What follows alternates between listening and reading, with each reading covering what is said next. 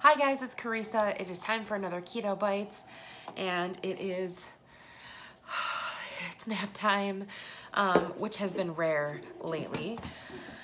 So, in addition to Vera not sleeping well, I have also not been sleeping well, and not just because she hasn't been. I've been dealing with some recent insomnia, and I'm trying to work that out. But honestly, sometimes I just think that I have so much energy on keto, and since I've kind of rededicating myself to it a little bit, and I'll talk more about that, but I feel like if I wake up to feed her or just to settle her around 1:30 in the morning, I am then pretty much up for the day, which is hard. But I feel good, and I feel like I can get stuff done. Like this morning, I waxed my eyebrows and I painted my nails and I did something else. I can't remember. Oh, I trimmed my hair, and that's stuff that I definitely don't have time to do typically. So anyway, the reason why I'm bringing that up is because on the days that have been hard, the days with many tantrums, lots of crying, the days with limited to no naps at all, it is so easy to mentally justify bad choices and make excuses. I remember when I was trying to conceive, I always thought once I have a family, all of my troubles will be gone, even though I knew that wasn't really true. But you know, the bulk of my sadness and misery would be behind me, and then I could do anything. I could conquer anything if I could just get past that. But the truth is, losing weight when you've had lifelong issues with it, once you're a mom, is pretty hard. So luckily she is a really good reason to stay focused. But anyway, I know that there have been studies done, and I even saw a 2020 or a Dateline special years ago on the effects of sleep deprivation and even bad light and things like bad lighting, just everyday circumstances on a person's diet and dietary choices. And sometimes you don't even realize the impact it has. Like they took a man who wasn't overweight and without any problems, and they interrupted his sleep without him even waking up. It was like loud or weird noises, just enough to make him not get enough REM sleep, and he ate larger portions without even realizing it. Things like that. So I truly believe that there are some circumstances out of your control that will challenge you, and if you can identify them, that is the biggest key. So for me, I was noticing a few things about myself, not sleep deprivation, not mom-related things, but I was noticing some other things in recent weeks, like fear and self-doubt, and feeling like I was very, I guess without saying too much, I want to say that there were people that I know that I can't eliminate from my life, but that I know are judging me, and I'm allowing the judgment of people that I think very little of myself to harm my progress, which is so silly. So, and there's no way that they'll see this, I don't think. So I don't really think that that matters, but there are things that I want to share. I want to be more open. I want to be more raw and more real. Specifically on Instagram, the Instagram community is huge. I wish I had found it or started participating in it years ago, but I just feel like too many people, there are too many eyes on my Instagram page. And it had previously, long story short, it had previously been private, but too many people found it, so I just said, screw it, I'll make it public. But now I'm feeling the need for a private space again. Before it was because it was for IVF things, that I only wanted a small number of eyes to see, and now I'm feeling like I want to be a lot more private with some of my more frankly embarrassing posts about my weight loss. I don't know why, but it hadn't occurred to me until recently that, you know, I just put out there whatever I want to. I never ask my husband first, not that I need his permission, but I respect his opinion and, you know, his privacy and how he feels, and I'm just putting it all out there for everybody to see. So I talked to him about that, and he said, you know, it does make me a little uncomfortable sometimes, but ultimately I'm okay with it, and it doesn't bother me, and if it did, I would say something. But that was enough to kind of confirm for me that I need to do this. So anyway, what I'm getting down to is I'm trying to tighten things up a little physically and social media wise, and with my diet. So I have made a new Instagram account, and if you haven't found it already, I will have it linked below this video. I did block some people that I don't want to find it, and that I don't want to feel obligated to share it with them and worry what they're gonna think of me, because it doesn't matter and I don't care. So, so anyway, sorry, I don't mean to like make that dirty, but, there's something very freeing about saying I'm gonna live my life, whether or not it is witnessed by certain people and whether or not they approve. So I need to get serious about getting back into this, and there are some aspects of it I can't and won't do because I'm still breastfeeding, and there's still no end in sight with that, and I'm perfectly fine with it, honestly. So, you know, I can't do intermittent fasting, and I'm not tracking and not trying to get down at 20 or less grams of carbs a day, but I do need to start meal prepping a little bit. I do need to start identifying things that I don't like and stop trying to force myself to eat them. And I do need to stop letting extra things creep in out of convenience, out of just boredom or laziness or just wanting things, and also things like sleep deprivation. So I'm also not going to apologize for feeling like, I don't know, I feel good. I'm ready for a fresh start, and I'm not gonna feel bad about wanting to do this my way. I love that keto has become so popular, because the more people who do it, the more likely there is to be change on part of, you know, manufacturers and food availability and such. But there's a lot of, and I've talked about this so many times and I'm so tired of it, but it's only gonna get worse. There's so many people who want to act like they invented this and they're the boss of it, and they can't wait to wag their finger at you and tell you what you're doing wrong, and it's so exhausting. And in order to do this for as long as I have, which is almost 4 years now, I have had to do it my way, and I think that's how every single person should do it.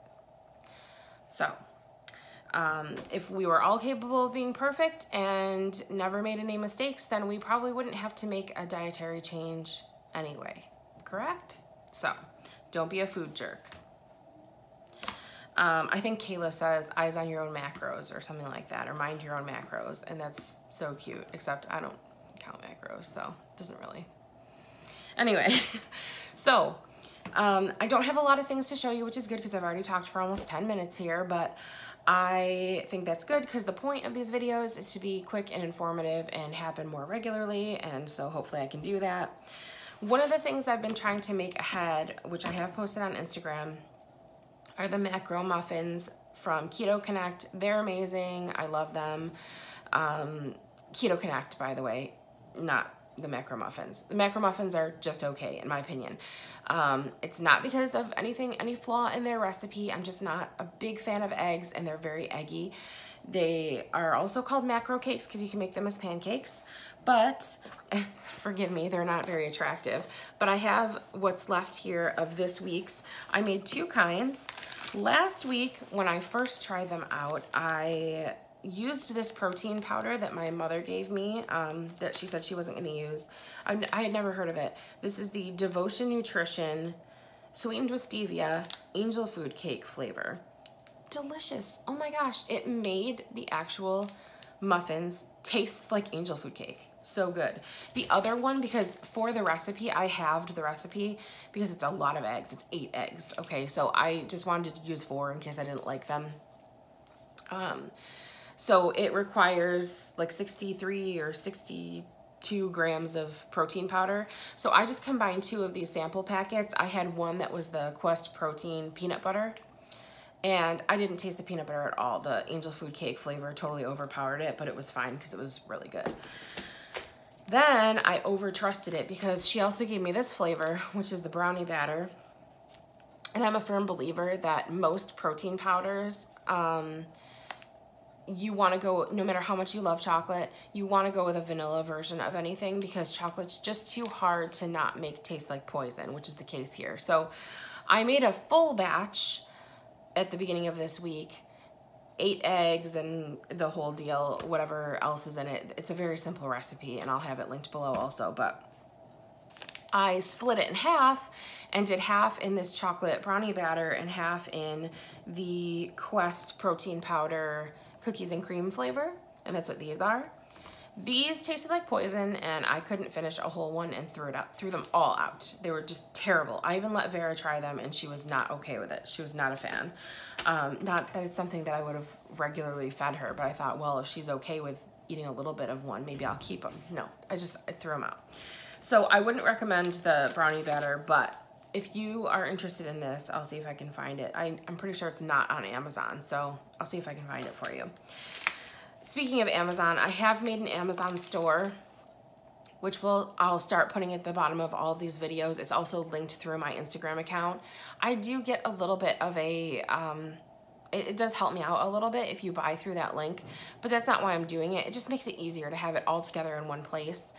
And if it really bothers you to give me a small portion of the money that the purchase is made through Amazon, you can just go look and see the item and buy it off of, not on that link if it bothers you that much. But so that'll be down there. It's just a whole bunch of keto items that I find helpful and regularly buy, or at least have bought enough to recommend, and they will be in that Amazon store. But I'm looking forward to the next round of macro cakes or macro muffins because I'm going to use this salted caramel flavor Quest protein powder.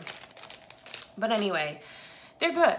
They're just, I don't know, I have to not think too much about them when I'm eating them, because if you get a good flavored protein powder, that's all you taste. But the consistency is a little bit eggy, and I guess that's what I'd have to get around. Is it's kind of, I don't know how to even describe it, but I made them ahead of time in a whoopie pie pan. You can use a muffin tin. I just couldn't find mine. So that's why mine look like this. And then I'll pop 2 of them in the microwave, or 3 or 4, however hungry I am, for a little bit, and eat them maybe with my coffee or as an afternoon snack. They're called macro cakes or macro muffins because they have perfect macros, is what our good friends at Keto Connect say. The other thing I'm going to share with you, this is not a big deal. A lot of this stuff isn't necessarily products. It's just ideas. It's just supposed to help you out. I was really stupid. Yes, stupid is the word I use. Every day I was blooming my own chia seeds to eat for that day. And sometimes they wouldn't be ready yet, or I don't know. Sometimes I didn't stir them enough, or I was too distracted, and there'd be just like a clump of hard, dry seeds in it somewhere.